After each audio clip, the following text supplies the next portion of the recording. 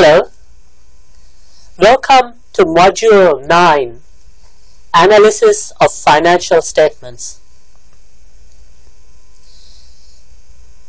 In this module, we're going to talk about financial statement analysis.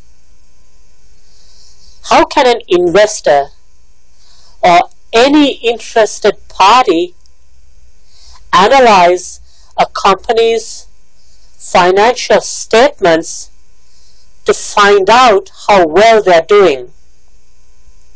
Let me repeat that. How can an interested party analyze a company's financial statements to find out how well the company is doing? What tools, what techniques can an interested party use? Well, there are a lot of them, but the most important technique is called ratio analysis. This module is also important because it lays the foundation for the concepts you'll be studying in your next course, Financial Management with Dr. Kudiba. So, let's talk ratio analysis. What is ratio analysis? Ratio analysis enables you to compare a company's performance and see if the company is doing better. Is it better off or worse off than in the past? So, in summary, it enables you to evaluate a company's performance over time. So that's an example of a longitudinal analysis. There's also a cross analysis because it also enables you to compare a firm's performance relative to its competitors. So you evaluate how a company is doing over time, and you can also evaluate how a company is doing relative to competitors. So ratio analysis is very important. In ratio analysis, we examine 4 important criteria: profitability. This examines management's overall effectiveness. Liquidity. This measures the ability of the company to meet cash obligations and pay off short-term debt. Activity. This basically examines how effectively is the company using its resources. Leverage. This relates to the ability of the company to pay off long-term debt and survive in the long term. All 4 criteria are important. Profitability, how well are they doing overall? How well is the manager managing the business? Liquidity, are they generating enough cash to pay off their bills? Activity, are they using their assets effectively? Leverage, can they survive in the long term? For you to decide to invest in a company, it's got to meet all 4 criteria. Could you have a situation where a company is profitable, where they seem to have enough cash, but in the long term they go bankrupt? Of course. So that's why it's very important to examine, as I said, all 4 criteria. So let's get our hands dirty. Let's start with your first ratio analysis.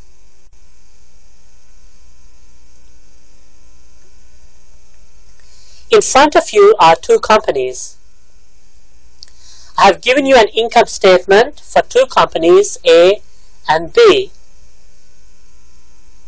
As you can see, for company A, the bottom line profit is $125,000, and for company B, the bottom line profit, that's sales revenue after you knock off your expenses, is $170,000. There's also asset information from the balance sheet giving you the company's average assets. The average assets for company A is $1 million, and the average assets, that's plant and machinery, for company B is $1,700,000. Now here's what I want you to do. I want you to eyeball the data. Then I want you to record which company you think is doing better. Stop this recording now. Once you're done with this analysis, you can proceed.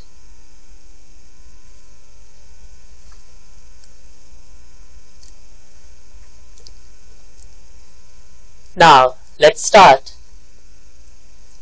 What was your conclusion? You can see that company B is larger and has more profit. Company A is smaller and has lower profit. Did you go with company B? Do you feel company B is doing better? If so, you may not be correct. To figure out overall performance, you use a ratio called return on assets, or ROA. This is net income. Here you go, here both companies. ROA is net income divided by average assets. If you remember, the net income for both companies, $125,000 for A and $170,000 for B. As I said, return on asset is net income divided by average assets. So what are these average assets? I gave the information to you.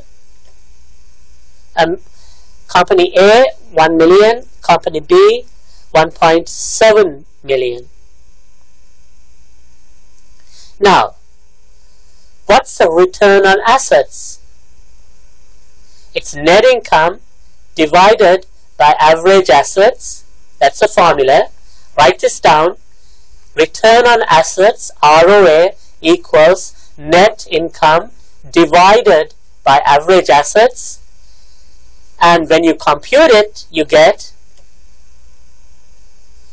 12.5% for A and 10% for B.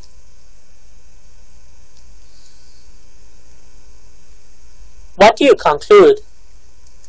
Overall, A is getting a return of 12.5% on their investment in assets.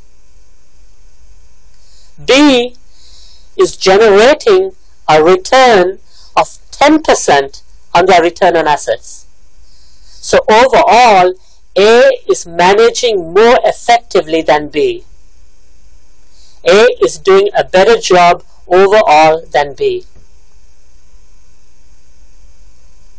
Now the next question is, why? There are two broad reasons a company could be performing better.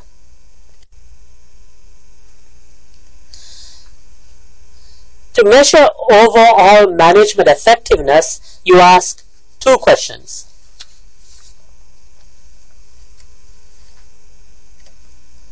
One, are they controlling costs?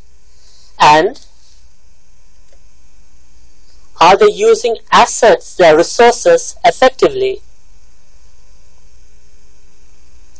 So, if a company is doing bad, It could be because they're not controlling costs, or it could be that they are not using their assets effectively.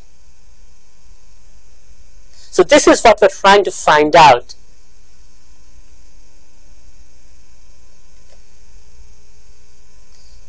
There's a ratio for measuring whether they're doing a good job controlling costs, and there's a ratio for measuring whether they're using their assets effectively. Are they controlling costs? This is measured by a ratio called profit margin. Are they using their assets effectively? This is measured by a ratio called asset turnover.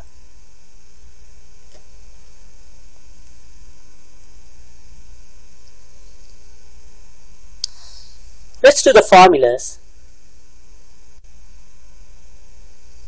The formula for profit margin is net income over sales.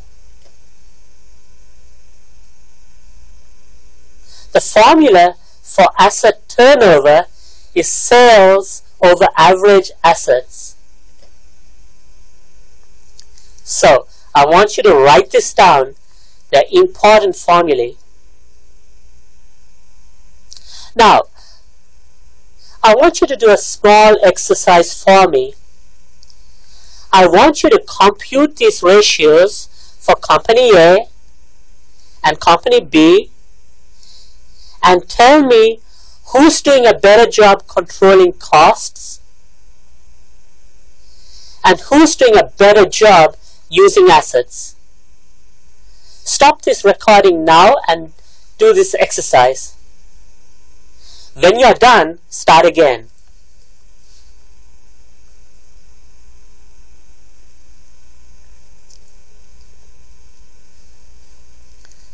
Are you done? Over here, so did you get these answers? Compare this with the answers you got. I'm just using the formulae.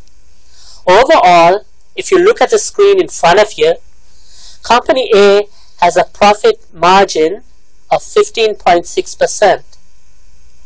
What does this mean? This means that for every dollar of sales, A gets to keep 15.5 cents. Company B has a profit margin of 29.5%. What does that mean? This means that for every dollar of sales, they get to keep almost 30 cents. The reason is they're doing a better job controlling costs. Generally, the higher the profit margin, the better the job the company is doing controlling costs. The lower the profit margin, the worse the job the company is doing with respect to controlling costs. So the higher the better. Overall, B is doing a better job controlling costs. So why is their overall performance lower than A's? If you look at asset turnover, A is 0.8. What does this mean? This means that every dollar of asset generates 80 cents worth of sales. For B, it's 0.33.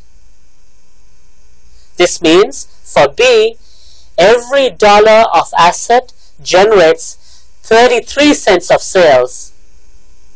Who's using assets more effectively? Obviously A is.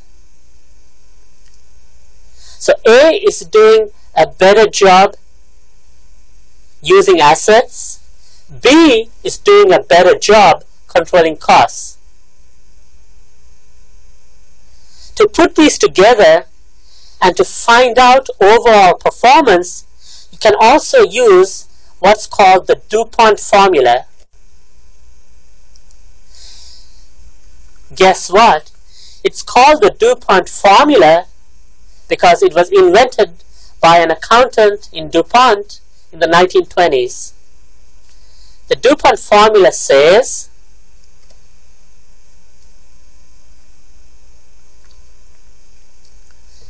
return on assets equals profit margin times asset turnover. Can you try it? For A, it's 12.5%. B, it's 10%. Do the numbers sound familiar? Of course it does, because you already computed it before. This is another way of computing return on assets. So, your final conclusion is that overall A is doing better simply because they're using their assets far more efficiently than B. Now we're going to use the problem on the next slide to understand and compute most of the ratios. Here's the problem. I've given you the income statement for a hypothetical company called Jackville for years 2004 and 2003. As you can see, the sales 2004 was 600,000, 2003 520,000. The total expenses, when you add them up, for A 561,000. When you deduct it from the sales, you get a bottom line profit or net income 2004 39,000. 2003, the total expenses were 488,800. Knock it off from the revenue of 520 and you get their bottom line profit for 2003 of 31.2. Print this out. And I also want you to print out the balance sheet, which I'm going to show you now.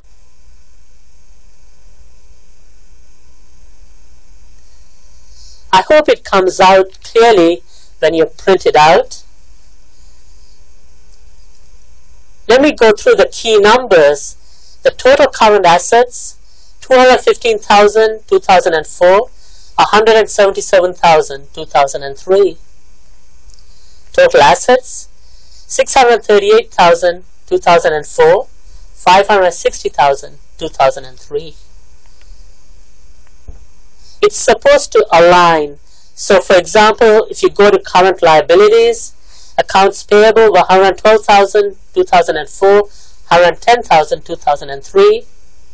The total current liabilities, 2004, 135,000, 2003, 130,000. And so on. So you can see this for yourselves. I want you to print this out, and when you're done, I want you to look at these questions. There you go.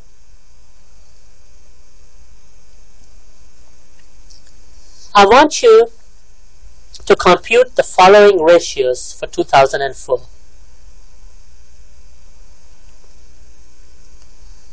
I'm going to explain the concepts using this problem as an example. So if you want, stop this recording now and print out the income statement, the balance sheet, and the question you have in front of you. This is what we're going to use for the rest of this module.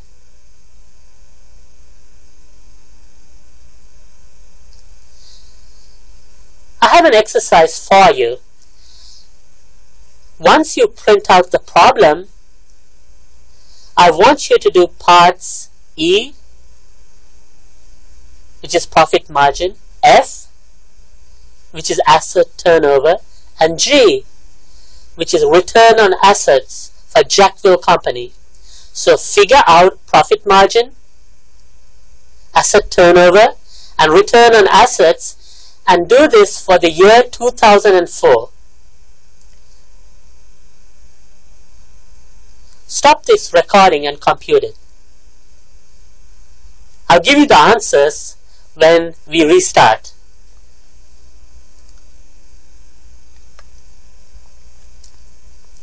Are you done?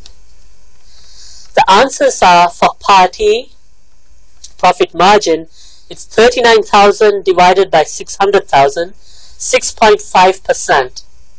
F, now it's tricky. Sales is 600,000, but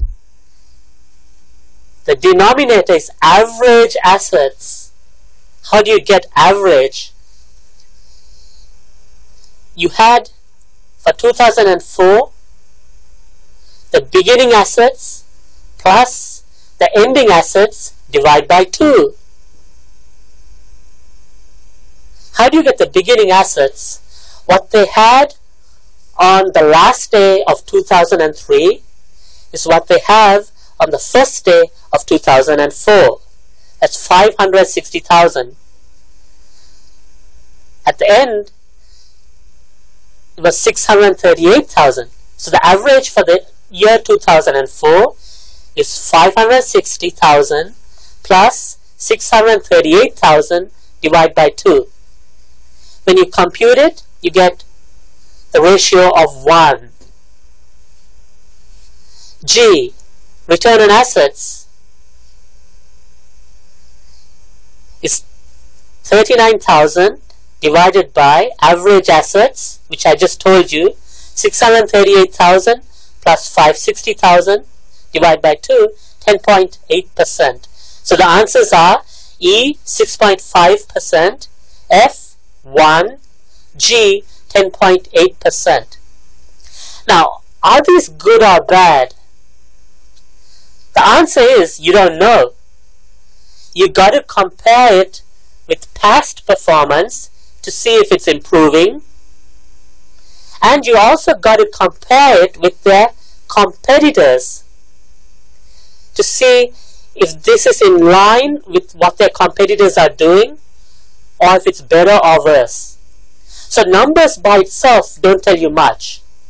You got to compare it with past performance, and you got to compare it with what their competitors' numbers are. That's how investment analysts make decisions in the real world.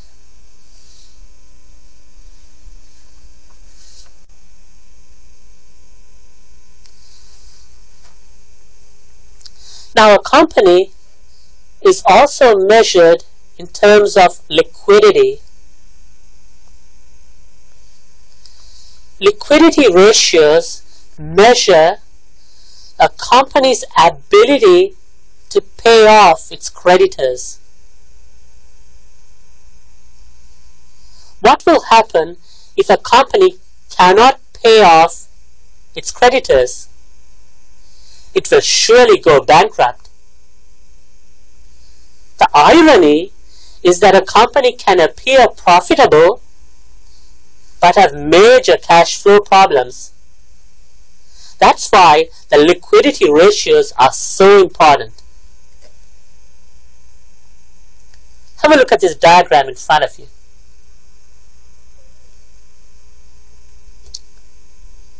To measure liquidity, you compare current assets against current liabilities.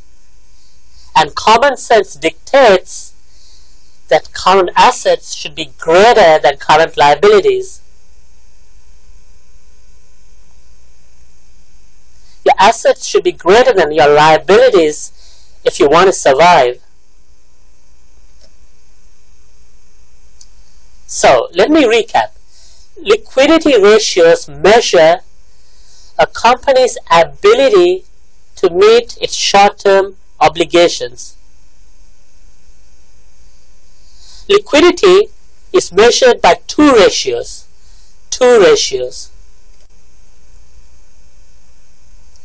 What are these? They are the current ratio and the quick or acid test ratio. The current ratio is measured as current assets divided by current liabilities. Generally, the higher the ratio, the more liquid the company. This is a ratio that loan officers are very interested in.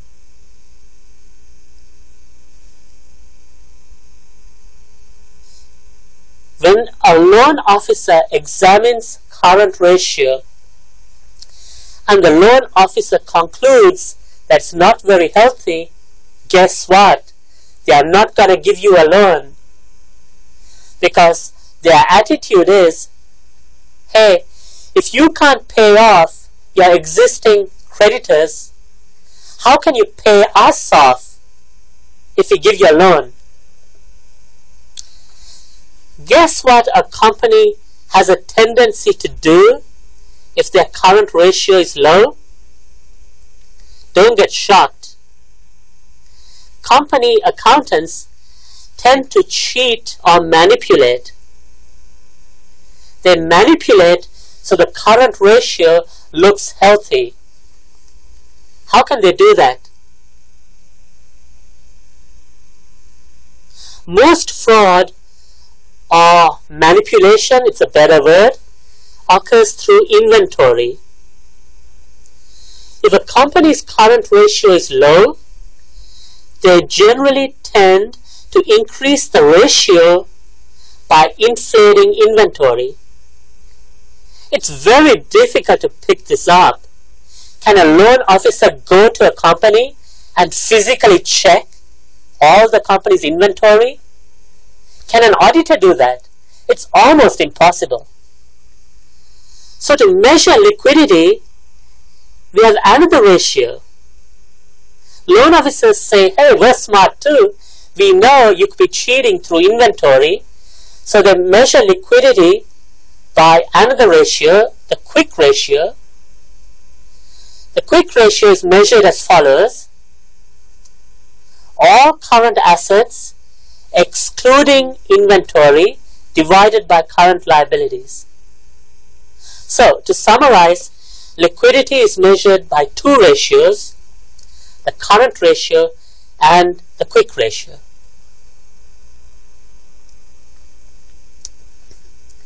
Now this is very important. For current ratio, the cutoff is 2.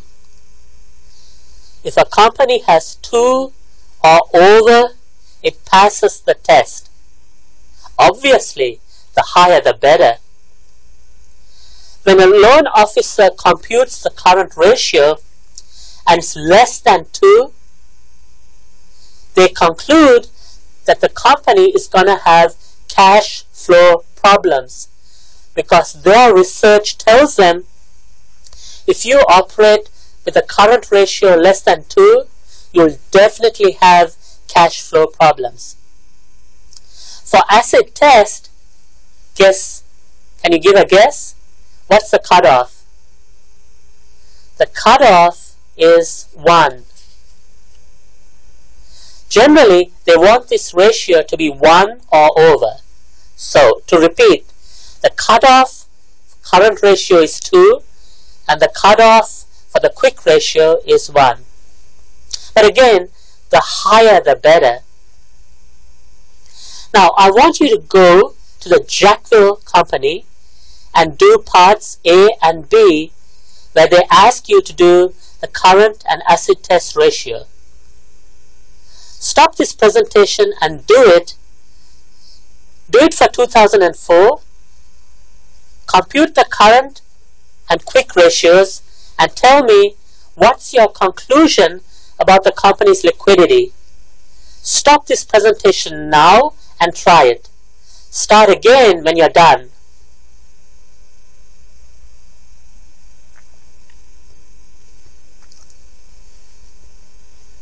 Are you done? A. Current ratio. The current assets are 215,000 divided by current liabilities, 135,000, and it comes to 1.6. What do you think? It's lousy because it's lower than the cutoff of 2. Would a loan officer give a loan? No. Is there a chance that they'll have cash flow problems? Absolutely. Now, let's try the quick ratio. You add all the current assets excluding inventory. So it's 21,000 plus 18,000 plus 92,000 divided by 135,000, and you get 0.97. What's the cutoff? 1. Have they failed the liquidity test? Yes. So a loan officer would conclude, even if they look healthy, they have cash flow problems. Would you invest in such a company? Maybe not.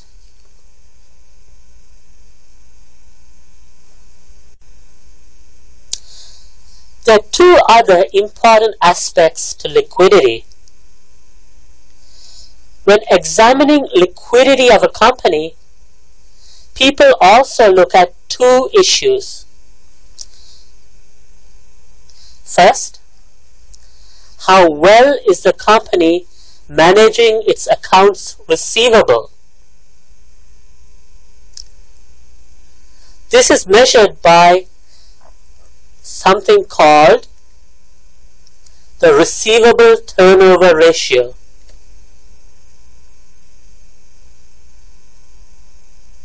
What does the Receivable Turnover ratio do?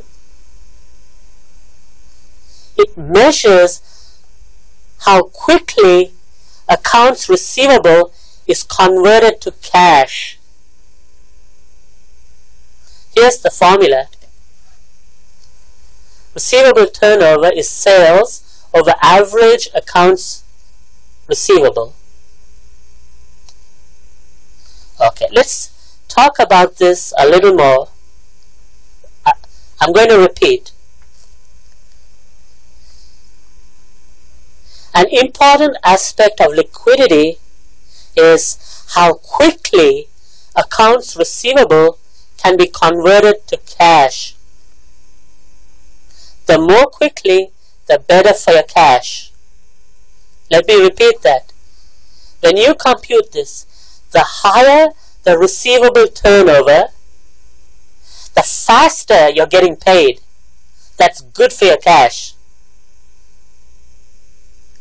If the receivable turnover is low, that means you're getting paid very slowly, not fast enough. That's not good for your cash. Now, let's do our first problem in this area. Let's assume sales for a company is 1,200,000. Average accounts receivable is 150,000.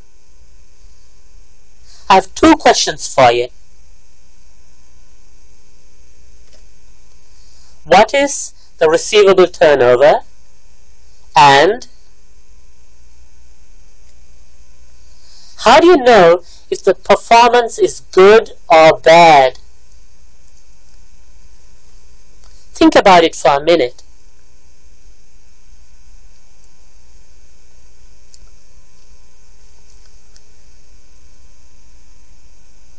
Well, the receivable turnover is 8. Correct? Just check it out.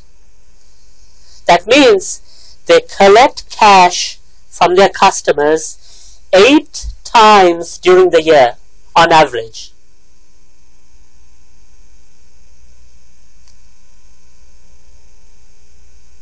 If it was 10, hypothetically, it means they're getting cash of their customers 10 times during the year, and so on.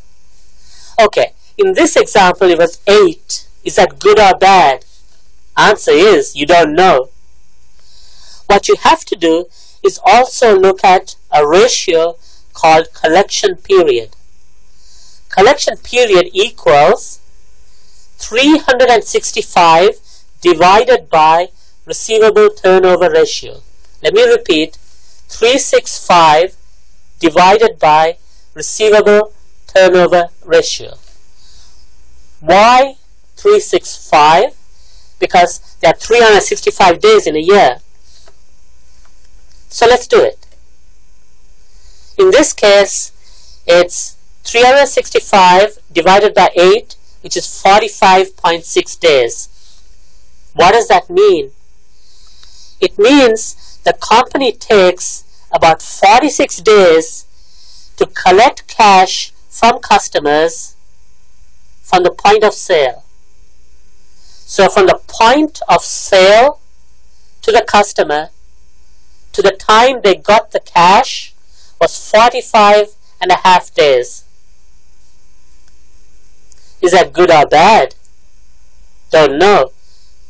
If you're the boss and you want to find out if your receivable managers are doing a good job, or if your company is doing a good job with respect to getting cash from your customers, what you do is you compute the collection period and then compare with the credit period given to customers, the credit period granted to customers.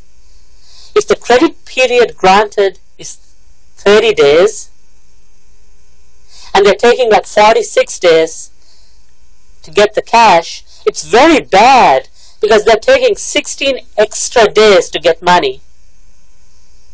However, if the credit period you had assigned is 50 days, then this can be considered good since they're collecting the money within the period.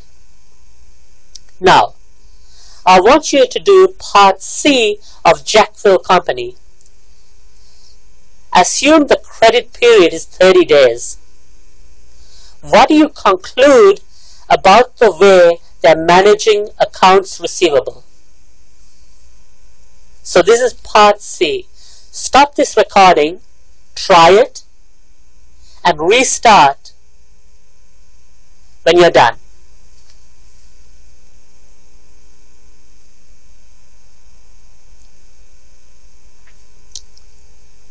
Have you tried it? It's tricky, right? What was the formula? Receivable turnover is sales over average accounts receivable. The numerator is easy. It's given to you 600,000. We're doing it for 2004. So the numerator is 600,000. The denominator, okay, it's average accounts receivable. So it's accounts receivable at the beginning of the year plus accounts receivable at the end of the year divided by 2, which is 92,000 plus 74,000 divided by 2. You get around 7.2, which means they're collecting cash 7.2 times during the year on average from their customers. Good or bad? Compute the collection period and compare with the credit period granted. What do you get? What's your final conclusion?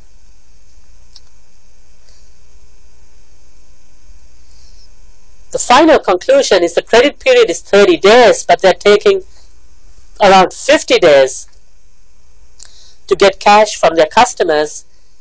So they're doing a sloppy job. And that may be the reason, part of the reason, they're having cash flow problems, as you found out from the current and quick ratios.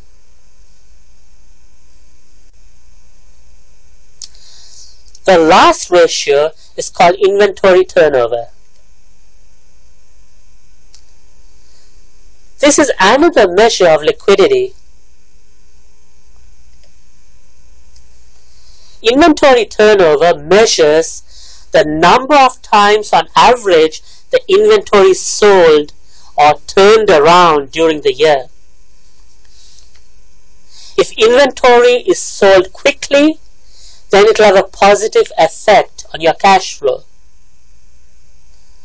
On the other hand, if it's stuck in your warehouse, then there are obvious costs and it will have a negative impact on a company's cash flows.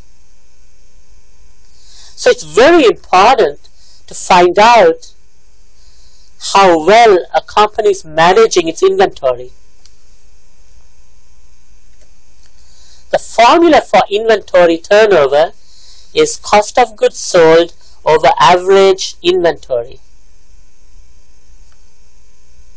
So, for example, let's say the cost of goods sold is 1,500,000 in a hypothetical example, and the average inventory is 500,000 in a hypothetical example.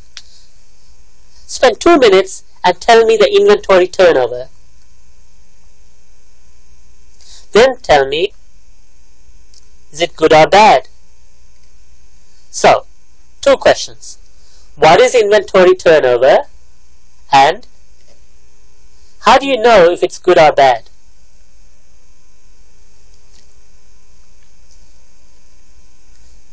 Well, the answer is 3. And to find out if it's good or bad, you use another ratio called holding period, which I just put up in front of you. Holding period is 365 because there are 365 days in a year divided by inventory turnover. This comes to 122 days. This means on average, from the time it came to the warehouse to the time it left because you sold it, the time gap was 122 days.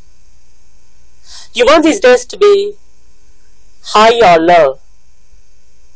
As low as possible. You don't want the inventory stuck in your warehouse.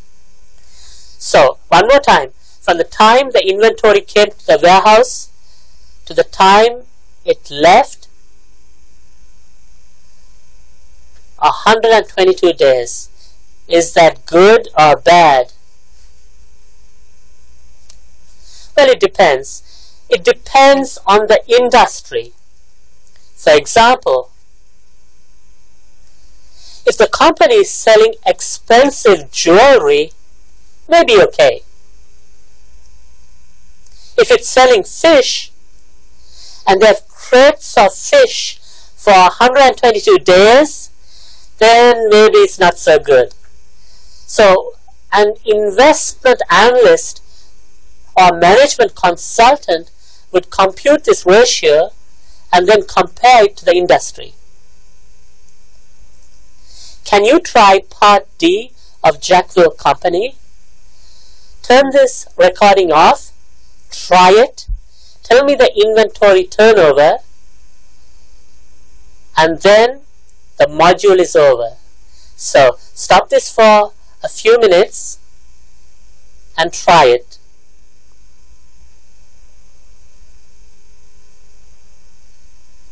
Are you done?